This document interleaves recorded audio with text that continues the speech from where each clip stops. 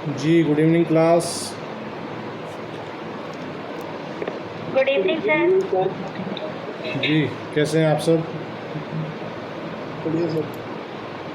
अच्छे हैं सर, आप बताएं कैसे हैं आप? जी मैं बिल्कुल फिट, फैंटास्टिक एज ऑलवेज। अच्छा sir. Very good very good. आपका नाम क्या है?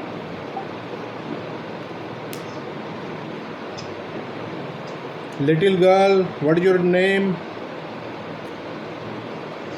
Myra. Myra. Oh that's nice, very good name. Last class में हम कहाँ तक पढ़े थे भाई? आईपीसी। Thank you. वेलकम। जी लास्ट क्लास में हम कहाँ तक पढ़े थे? धारा 307।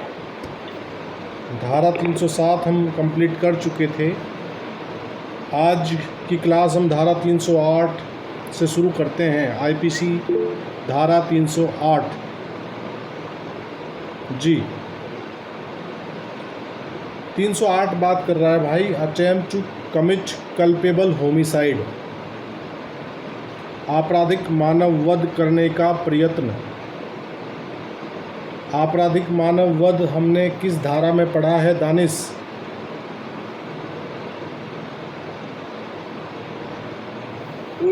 सर 299 आईपीसी में हमने पढ़ा है आपराधिक मानव वध क्या होता है। ठीक है, अब देखते हैं 308 का जो सेक्शन है इसकी बॉडी क्या कहती है। ये कह रहा है whoever does any act with such intention or knowledge and under such circumstances that if he by that act caused death he would be guilty of culpable homicide not amounting to murder shall be punished with imprisonment of either description for a term which may extend to 3 years or with fine or with both, and if hurt is caused to any person by such act shall be punished with imprisonment of either description for a term which may extend to 7 years or with fine or with both। देखिए 308 ये कह रहा है आपराधिक मानव वध करने का यदि कोई प्रयत्न करेगा तो उसको क्या दंड दिया जाएगा, ये धारा 308 बता रहा है। और ये भी बता रहा है कि आपराधिक मानव वध करने का प्रयत्न कहते किसे हैं। ये कह रहा है जो कोई किसी कार्य को ऐसे आशय या ज्ञान से करेगा और ऐसी परिस्थितियों में करेगा कि यदि उस कार्य से वह मृत्यु कारित कर देता तो वह हत्या की कोटि में न आने वाले आपराधिक मानव वध का दोषी होता। ठीक है, वह दोनों में से किसी भांति के कारावास से जिसकी अवधि 3 वर्ष तक की हो सकेगी या जुर्माने से या दोनों से दंडित किया जाएगा। और यदि ऐसे कार्य द्वारा किसी व्यक्ति को उपहति कारित हो जाए तो वह दोनों में से किसी भांति के कारावास से जिसकी अवधि 7 वर्ष तक की हो सकेगी या जुर्माने से या दोनों से दंडित किया जाएगा। देखिए जैसे हम 307 के 2 हिस्से पढ़े थे हमने, पहला नो इंजरी और सेकंड विद इंजरी, तो ऐसे ही 308 का जो पूरा ये पैरा है इसके भी 2 हिस्से हैं। पहले हिस्से में विदाउट इंजरी हो रहा है तो वहाँ 3 वर्ष तक की अवधि की सज़ा है, और यदि वैसे कृत्य से किसी को हर्ट कर दिया जाए, इंजर्ड कर दिया जाए, तब ये सज़ा जो है अप टू 7 इयर्स हो जाएगी और साथ में जुर्माना भी। Is that okay? और दोनों में से किसी भांति के कारावास से का क्या मतलब है कि कारावास सादा भी हो सकता है और कठोर भी हो सकता है। जी क्लियर है भाई? 308 यहाँ तक समझ आया? Yes sir. अब इसका इलिस्ट्रेशन आपको ये समझा देगा देखिए वही डिफरेंस हम यहाँ 307 और 308 में दिमाग में रखेंगे जो आपराधिक मानववध और हत्या में अंतर हम पढ़ के आए हैं। ठीक, अगर मामला 299 में जा रहा है, अगर वो प्राइमरीली 299 में रुक जा रहा है या 300 में अपवादों के माध्यम से होते हुए वापस आ रहा है, दोनों ही परिस्थितियों में आपराधिक मानववध होता है। तो यहाँ ये कह रहा है, इलस्ट्रेशन से समझ आ जाएगा, a on grave and sudden provocation fires a pistol at Z under such circumstances that if he thereby cause death he would be guilty of culpable homicide not amounting to murder. A has committed the offence defined in this section.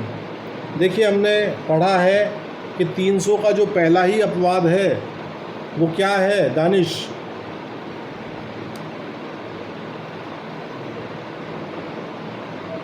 Danish, मेरी आवाज़ आ रही है आपको?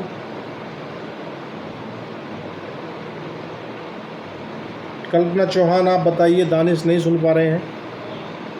Sir गंभीर तथा अचानक प्रकोपन है sir, पहला अपवाद। हाँ, तो ये जो इलस्ट्रेशन बात कर रहा है ये पहले ही अपवाद की बात कर रहा है। ये कह रहा है कि गंभीर और अचानक प्रकोपन पर ऐसी परिस्थितियों में यह पर पिस्तौल चलाता है कि यदि तद्वारा वह मृत्यु कारित कर देता तो वह हत्या की कोटि में न आने वाले आपराधिक मानववध का दोषी होता। का ने इस धारा में परिभाषित अपराध किया है। क्या समझे अमित? सरजीत शर्मा जी समझ आया? दो केस बड़े अच्छे हैं। हाँ, एक तो श्रीमती दुग्गल वर्सेस महाराष्ट्र, अरे अभी मारुति दुग्गल, और अभी जान कौर वर्सेस पंजाब सर। अरे अभी हम 308 ही पढ़ रहे हैं। आप तो अमित भाई आप 309 में चले गए।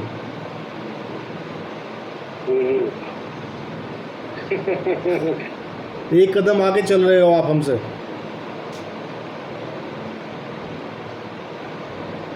अभी हम 308 ही डिस्कस कर रहे हैं और आपने ये जो केस लो बता दिए हैं ये 309 के बता रहे हो आप।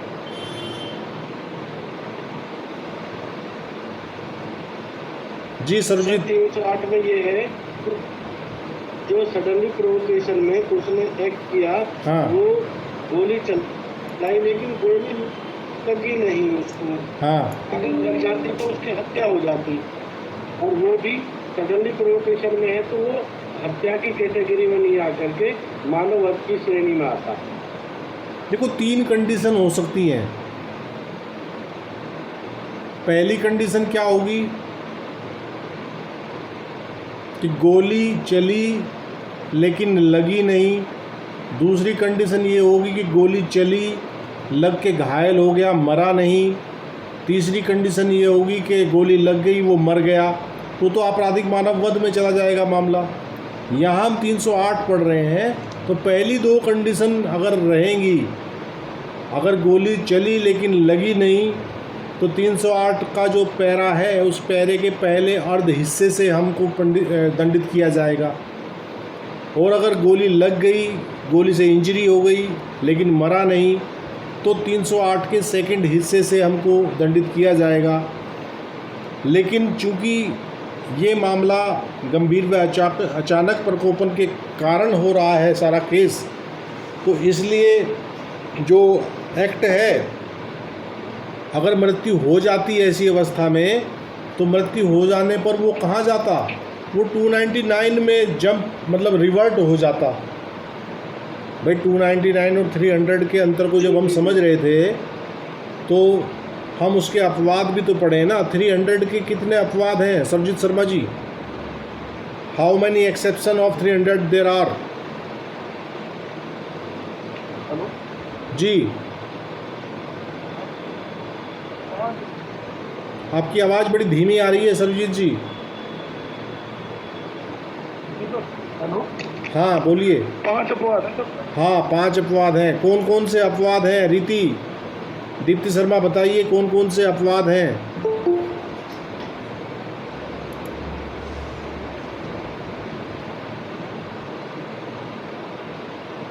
रीति जी बताइए 300 के 5 अपवाद हम कौन कौन से पढ़ के आए हैं?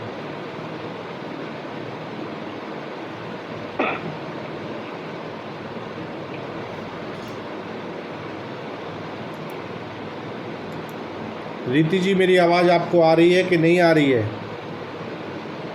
भाई इनको शायद आवाज़ नहीं आ रही है या माइक नहीं खोल पा रहे हैं। कौन बताएगा भाई 5 अपवाद कौन कौन से पढ़े हैं हमने 300 के? 302 के सर। जी शोभित जी।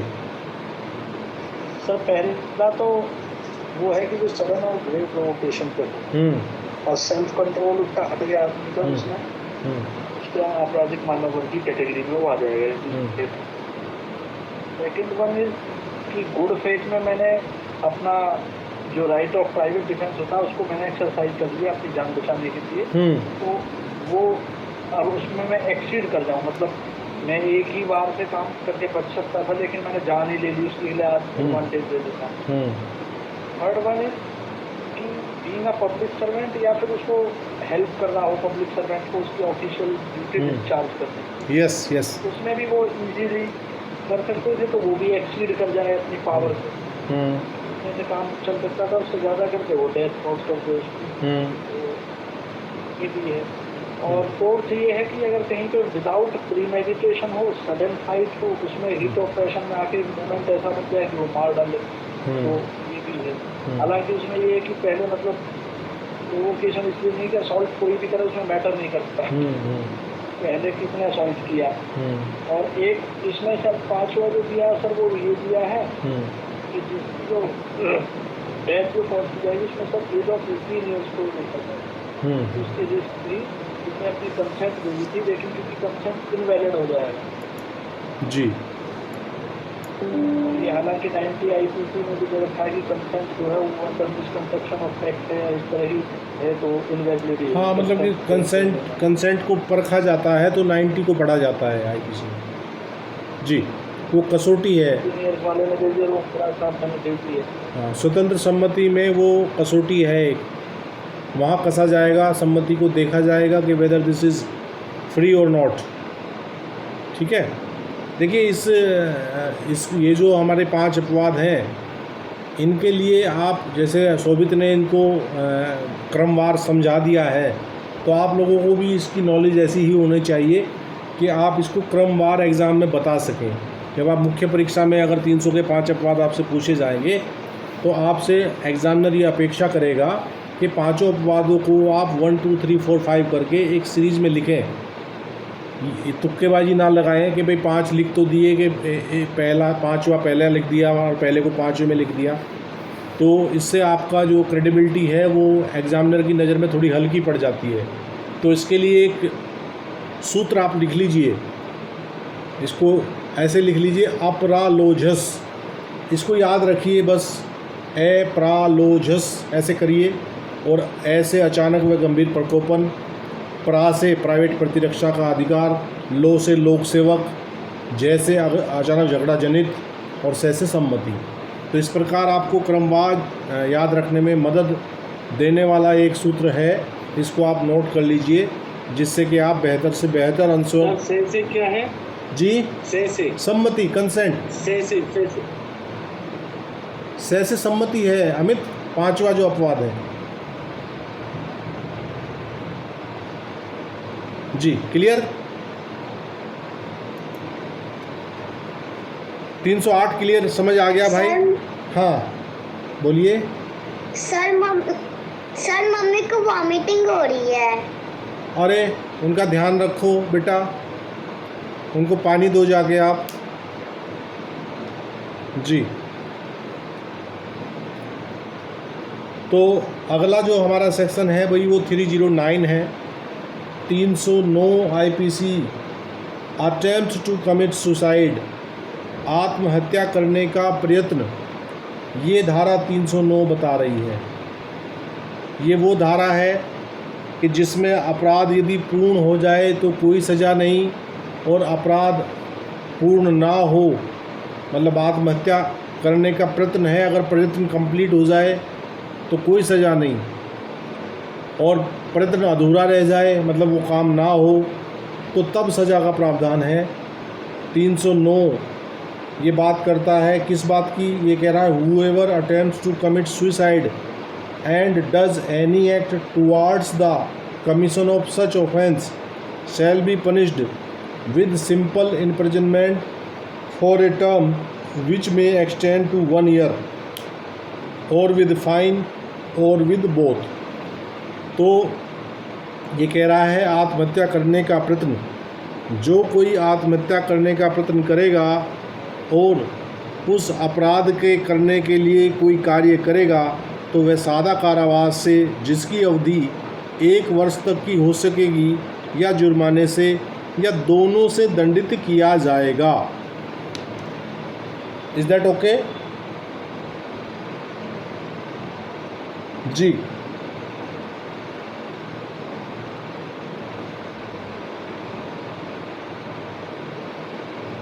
हाँ जी,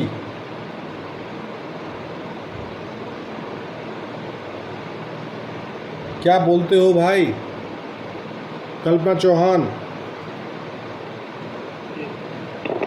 जी सर, मैं सुकून से मरने भी ना दिया।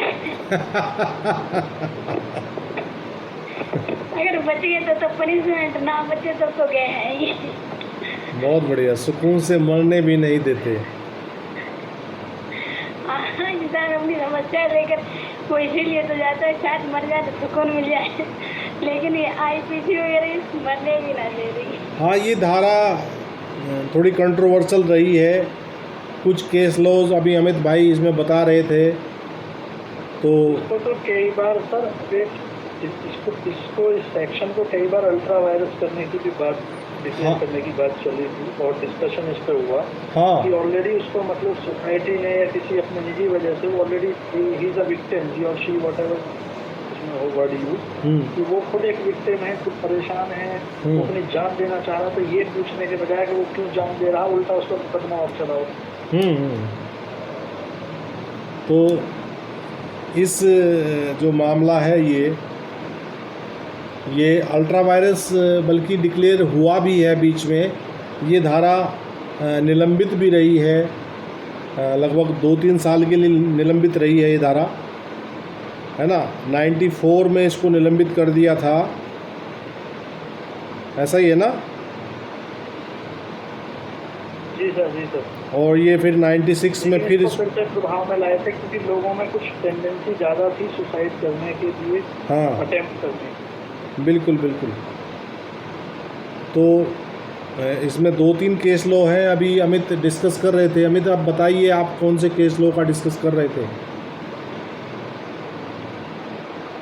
सर इसमें एक तो मारुति श्री दुग्गल है वर्सेस महाराष्ट्र, जिसमें इसको 1987 में अनकॉन्स्टिट्यूशनल जो डिक्लेयर किया गया।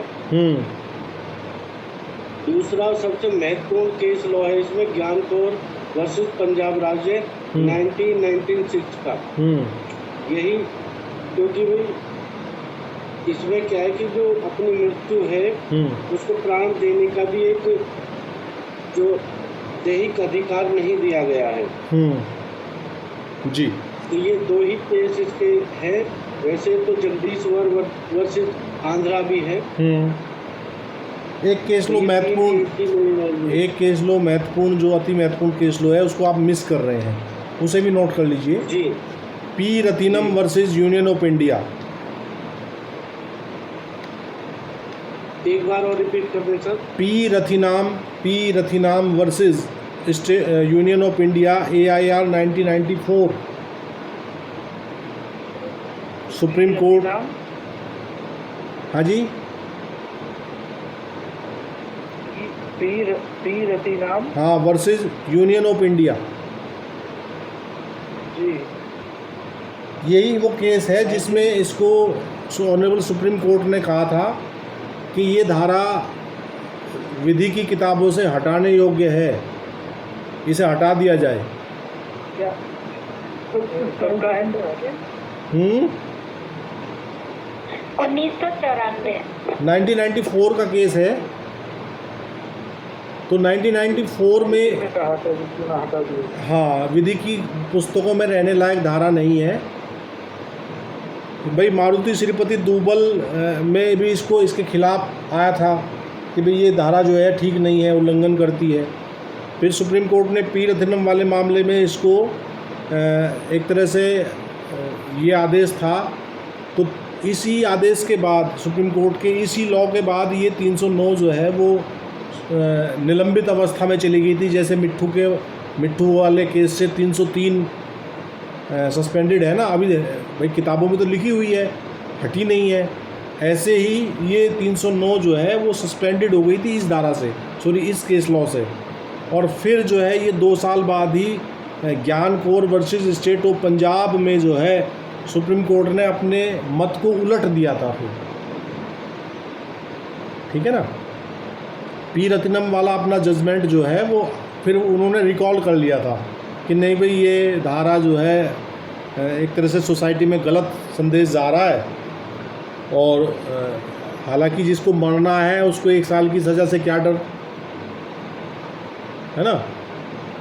तो इसको ज्ञान Kaur versus state of Punjab माना गया था ना सर कि जो इसमें असल में दोनों में जो मेन डिस्कशन हुआ था, दोनों जब इसको मतलब अप्लाई किया और फिर जब इसको उन्होंने वापस लिया, तो उसमें ये था मेन पर्पस कि राइट टू लिव जो है आर्टिकल 20 कॉन्स्टिट्यूशन, यस यस, वो राइट टू डाई को इंक्लूड नहीं करता है। हाँ पी रत्नम जान हमारी प्रॉपर्टी है, हम अपनी प्रॉपर्टी हम जब चाहे छोड़ें, हम अपनी जान दे सकते हैं, वो हमारी जान है। हाँ तो वो जान भी स्टेट की है, स्टेट की जिम्मेदारी है कोई ना बैठे। हाँ। मतलब जैसे अनशन पे बैठ जाते हैं, आमरण अनशन पे, तो हमारे जैन लोग हैं, उनकी एक संथारा प्रथा थी, अभी पीछे उसको अनकॉन्स्टिट्यूशनल आप ऐसे दे देते हैं। जी जी जी। तो पी रत्नम में ये कह दिया था कि जीने के अधिकार में मरने का अधिकार भी शामिल है, इसलिए 309 को हटा दो। और ज्ञान कौर में फिर कहा कि नहीं, जीने के अधिकार में मरने का अधिकार शामिल नहीं है। ऐसे समझिए आप इसको। तो 309 आपको क्लियर हो गया भाई। सरजीत शर्मा, कल्पना चौहान, दानिश जी सर। जी। कल भाई हमारे यहाँ सहारनपुर में हमारा वाईफाई भी कल बंद कर दिया था प्रशासन ने, पता नहीं मतलब वो रात में खुला फिर जाके। जी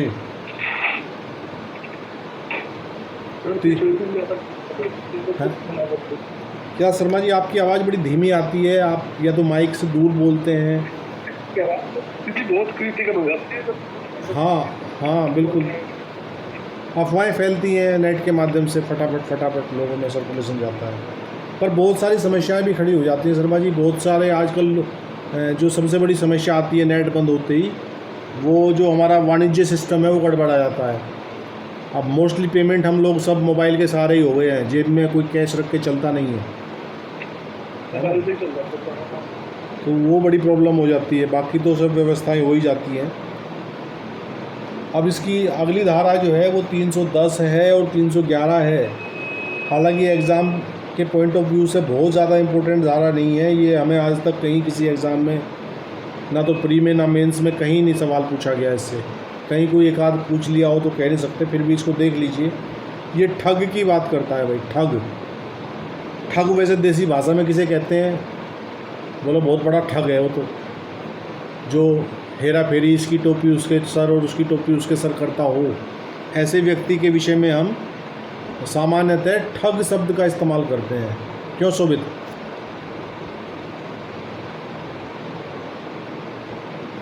जी सर, है ना।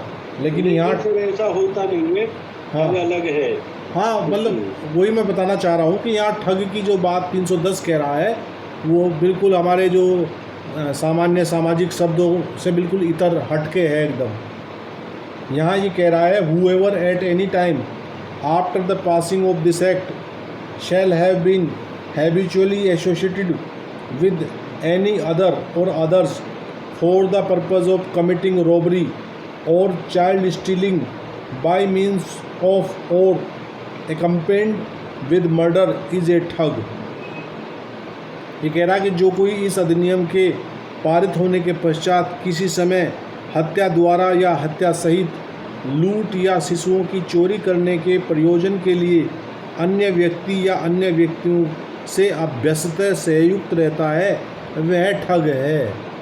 तो ये जो बच्चा चोर गैंग टाइप होते हैं, लूट करते हैं, है ना, तो वो लोग यहाँ 310 में उन्हें ठग बताया गया है। हैबिचुअली उनका काम है बच्चा चोरी करना, लूट करना, हत्या सहित, हत्या के द्वारा। ठीक, तो ये 310 है। और 310 की जो पनिशमेंट है वो 311 में है। 311 कह रहा है whoever is a ठग shall be punished with imprisonment for life and shall also be liable to fine। ये कह रहा है जो कोई ठग होगा वह आजीवन कारावास से दंडित किया जाएगा और जुर्माने से भी दंडनीय होगा। Is that okay?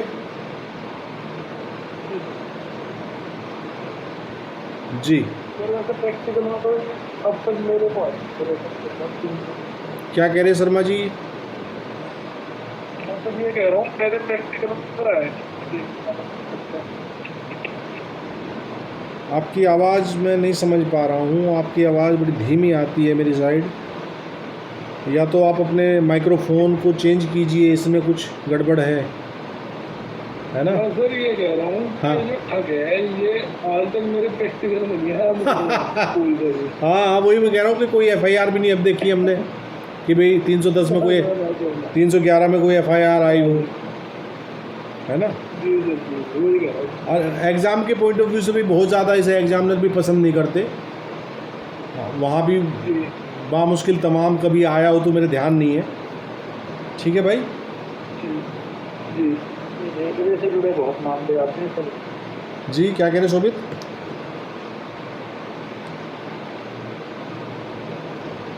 अब अगला सेक्शन, अगला जो, रेलवे में दर्ज होती है सर ऐसी FIR बहुत ज़्यादा ठग लोगों से। हाँ, बच्चा चोरी, लूट, इस तरह के काम उधर चलते हैं। जी, अब अगला जो पोर्शन इस अध्याय 16 का है, अगला पोर्शन जो है वो गर्भपात मिसकैरेज से संबंधित है। ठीक है, अगला पोर्शन जो धारा 312 से शुरू होगा ये मिसकैरेज की बात कर रहा है। ये कह रहा है of the causing of miscarriage of injuries to unborn children, of the exposure of infants and of the concealment of births. ये कह रहा है गर्भपात कारित करने, अजात शिशुओं को क्षति कारित करने या शिशुओं को आरक्षित छोड़ने और जन्म छिपाने के विषय में जो बात करेंगी वो ये धाराएं करेंगी। 312 से शुरू होगी और कहाँ तक जाएगी भाई? 318 तक। 318 तक है सर। हाँ, 312 से लेके 318 तक जाएंगी। कुल कितनी धाराएं होंगी अमित 312 से 318 तक?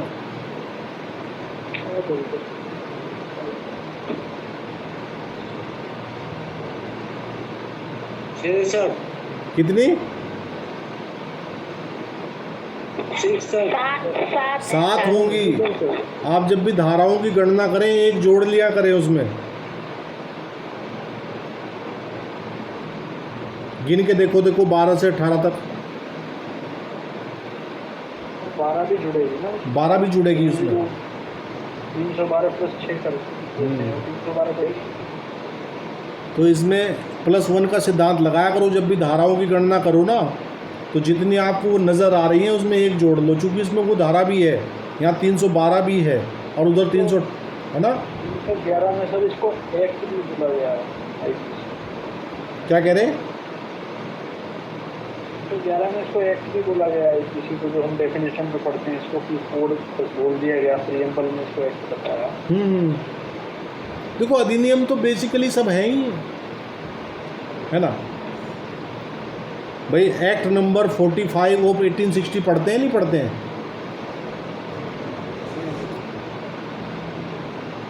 तो एक्ट तो है ही ये सब, बस उसको हम संहिता बोलते हैं। स्पेसिफिकली कोड का बताया है। हाँ जी। तो सेक्शन 312 देखते हैं। ये कह रहा है कॉजिंग मिसकैरेज, गर्भपात कारित करना, ये बता रहा है 312। क्या होता है गर्भपात करना, इसको देखते हैं।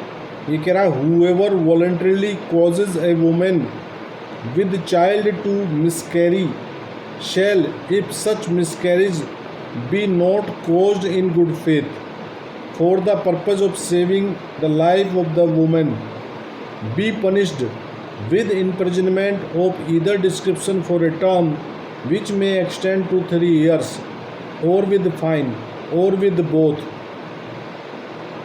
And if the woman be quick with child, shall be punished with imprisonment of either description for a term which may extend to 7 years, and shall also be liable to fine.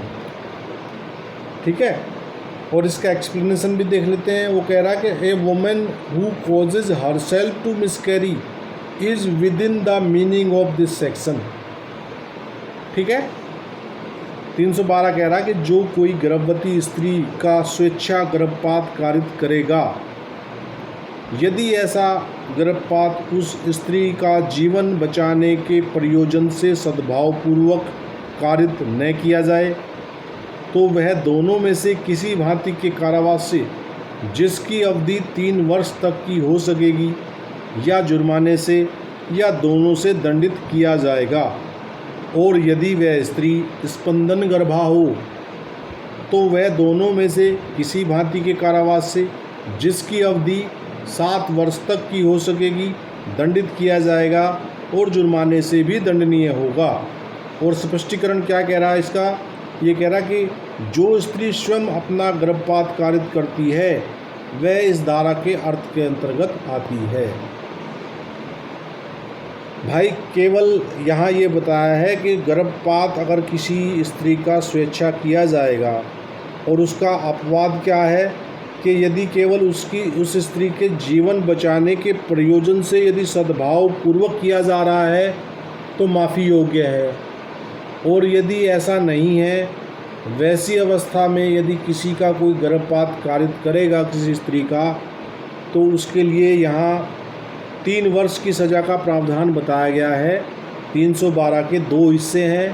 प्रथम हिस्से में सज़ा का मापमान 3 वर्ष बताया गया है। दूसरा हिस्सा बात करता है कि जब स्त्री स्पंदन गर्भा हो। अब ये स्पंदन गर्भा शब्द क्या समझ में आया भाई अमित? डिलीवरी होने वाली हो। देखिए डिलीवरी होने वाली तो वो एक बहुत सर जो हार्ट बीट जिस बच्चे में फीटस में होगी हो, स्पंदन गर्भा उसको कहते हैं। हाँ, जब उस बच्चे में क्विकनेस आ जाए, उसमें मोमेंट फील होना शुरू हो जाए, तब वाली स्थिति है, उस स्थिति में यदि गर्भपात कराया जाएगा तो वैसी स्थिति में सज़ा का मापमान बढ़ जाएगा, सज़ा 7 वर्ष तक की हो जाएगी, है ना भाई। शुरू के जो 2-3 महीने होते हैं गर्भावस्था के, उसमें बच्चे का जो क्विकनेस है, जो बच्चे का मोमेंट है, वो माता महसूस नहीं करती, और जैसे जैसे समय बढ़ता है तो तब माता को महसूस होने लगता है कि भाई बच्चा मतलब मूवमेंट कर रहा है, स्पंदन कर रहा है, तो उस अवस्था को स्पंदन गर्भा कहा गया है। तो उस अवस्था में क्या है कि वहाँ अगर मिसकैरेज करा जाता है तो उस मिसकैरेज में जो है वो रिस्क ज़्यादा हो जाता है, चांसेस रिस्क के ज़्यादा बढ़ जाते हैं।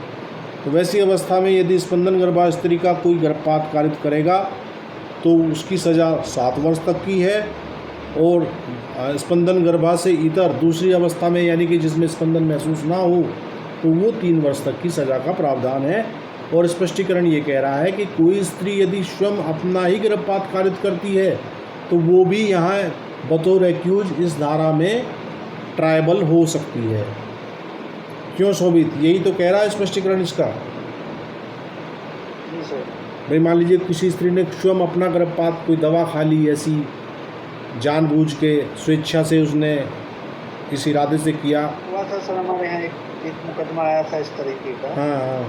कि वो जो लेडी मतलब लड़की थी, उसका किसी से लव अफेयर था, उसको मतलब प्रेग्नेंट हो गई थी, तो उसका विवाद चल रहा था उससे कि वो शादी करेगा नहीं करेगा, तो जब तक तो उससे विवाद भी चलते चलता रहा कि करेगा। बाद में उसमें टैबलेट आती है मार्केट में, ऐसी मतलब खा लो तो उससे दिक्कत होती है।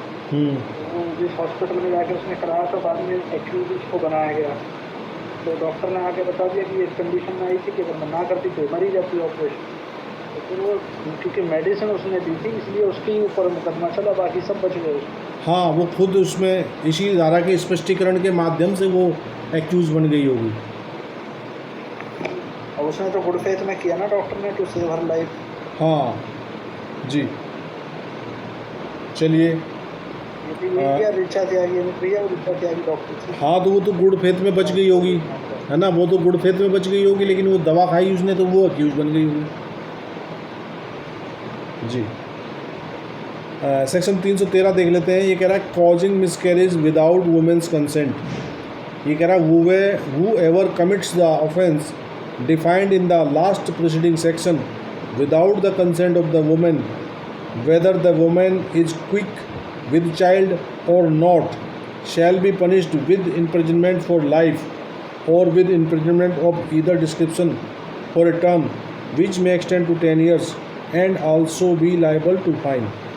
ये कह रहा कि जो कोई उस स्त्री की सम्मति के बिना, चाहे वह स्त्री स्पंदन गर्भा हो या नहीं, पूर्ववर्ती अंतिम धारा में परिभाषित अपराध करेगा, वह आजीवन कारावास से या दोनों में से किसी भांति के कारावास से जिसकी अवधि 10 वर्ष तक की हो सकेगी दंडित किया जाएगा और जुर्माने से भी दंडनीय होगा।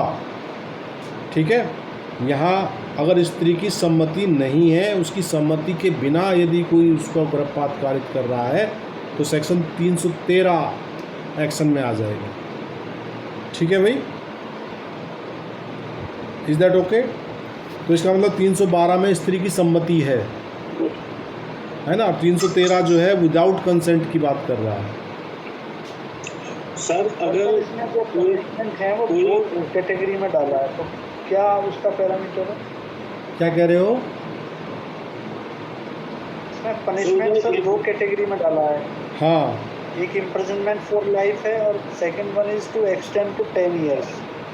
देखिए क्या पैरामीटर है सर? ये कि पैरामीटर तो देखिए ये सब फैक्ट एंड सर्कमस्टेंसेस से ही आप जब जज की कुर्सी पे बैठोगे तो वहीं आपको निर्णय लेना पड़ेगा, क्या स्थिति थी, क्या परिस्थिति थी, कैसा हुआ, क्यों हुआ। तो वैसी स्थिति में यदि मामला बहुत हीनियस टाइप का है तो मामला आजीवन कारावास तक भी आप सजा दे सकते हैं। इसमें कहा जा सकता था extend to the imprisonment for life, हाँ, अलग से एक्सटेंड किया 10 इयर्स तक के लिए, तो इसमें 1 महीना भी देके छोड़ा जा सकता है। हाँ, ये अगर समझ में नहीं आया। बिल्कुल जिसकी अवधि 10 वर्ष तक की हो सकेगी, 10 वर्ष तक की में तो आपके पास डिस्कशन है कि आप टू 10 ईयर में आप नीचे तो एक दिन में भी छोड़ सकते हैं, 24 घंटे के भी कारावास को छोड़ सकते हैं। सही बात है, बिल्कुल।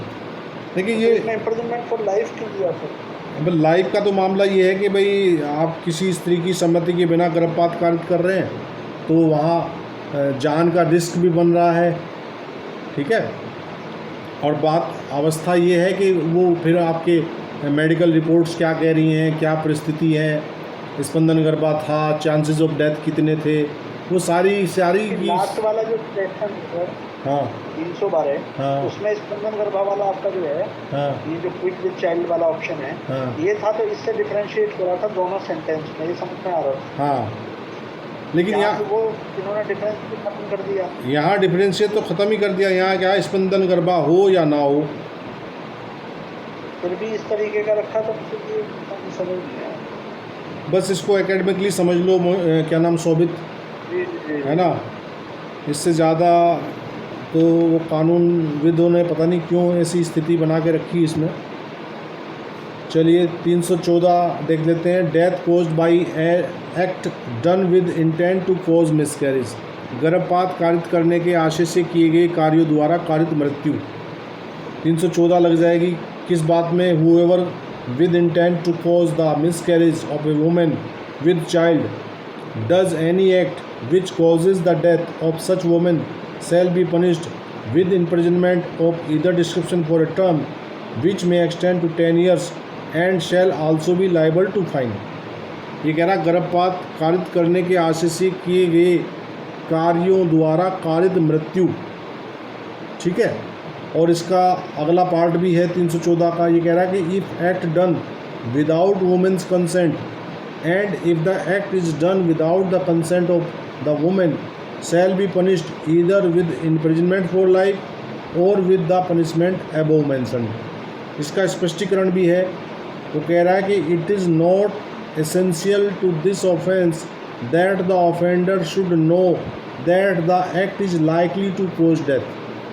ठीक है, यहाँ उसकी जानकारी भी जो है महत्वपूर्ण नहीं है इस 314 के लिए। 314 कह रहा है कि जो कोई गर्भवती स्त्री का गर्भपात कारित करने के आशय से कोई ऐसे कार्य करेगा जिससे ऐसी स्त्री की मृत्यु कारित हो जाए, वह दोनों में से किसी भांति के कारावास से, जिसकी अवधि 10 वर्ष तक की हो सकेगी, दंडित किया जाएगा और जुर्माने से भी दंडनीय होगा। और सेकंड पार्ट कह रहा है कि यदि वह कार्य स्त्री की सम्मति के बिना किया जाए तब क्या होगा। तब ये कह रहा कि और यदि वह कार्य उस स्त्री की सम्मति के बिना किया जाए तो वह आजीवन कारावास से या ऊपर बताए हुए दंड से दंडित किया जाएगा। ठीक है भाई। और स्पष्टीकरण कह रहा है कि इस इसको लेके इसमें थोड़ा सा एम्बिग्यूटी है। हाँ, क्या कह रहे हो? इसमें भी वही प्रॉब्लम, मतलब वही है पनिशमेंट को लेकर के इसमें क्लियर नहीं किया गया। इसमें थोड़ी एम्बिग्यूटी है सेक्शन की जो बॉडी है उसमें। हाँ, 313 में भी वही है, 14 में भी वही है। जी जी जी। यहाँ तो सम्मत ये नहीं बताया कि जहाँ इम्प्रिजनमेंट फॉर लाइफ में शेल वर्ड आप यूज कर रहे हो, shall punished with imprisonment for life, इसका मतलब मैंडेटरी हुआ। मैंडेटरी डिस्क्रिशन पावर छोड़ा के एक्सटेंड टू द 10 इयर्स। बिल्कुल। तो इसका मतलब फिर 2 कैटेगरी भी तो होनी चाहिए इसमें कि जिसमें दिया जा सके। तो बेवकूफ़ी जैसी बात हुई कि शेल वर्ड भी यूज हो। हाँ, शेल भी है, मतलब उसको मैंडेटरी भी कह रहे हो एक तरफ तो आप कि भाई ये मैंडेटरी है कि उसको आजीवन कारावास का दंड दिया ही जाएगा यदि वो कंसेंट के बिना कर रहा है ऐसा कृत्य।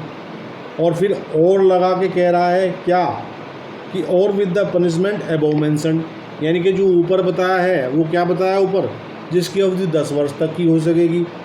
फिर वही बात आएगी कि कोर्ट का डिस्क्रिप्शन है, वो 3 साल की दे दे, वो 2 साल की दे दे, वो साल भर की दे दे, है ना, क्योंकि मिनिमम इसमें इस सेक्शन में ज़्यादातर डॉक्टर को तो सेव किया गया है।